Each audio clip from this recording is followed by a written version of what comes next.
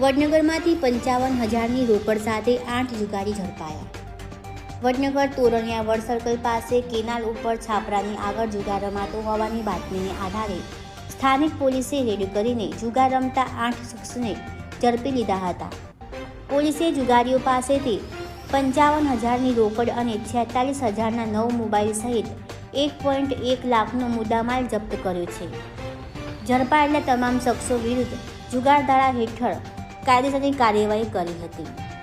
ઝડપાયેલા જુગારીઓમાં સેનમાં નગીન નેનાભાઈ રસુલપુર, ઠાકોર નાગજી વિરાજી વડનગર, પોલાદી શરીફ ખાન સિકંદર ખાન ખીરાલુ, ઠાકોર લાલાજી ચતુરજી જગાપુરા, ઠાકોર રાકેશજી ખેંગારજી ચાંપા, ઠાકોર અભિષેક આશીષજી વડનગર, ઠાકોર શૈલેષ ઉર્ફે વાઘુભા વેચાજી વડનગર, ઠાકોર કિશનજી રંગુજી રહે લીલાપુર।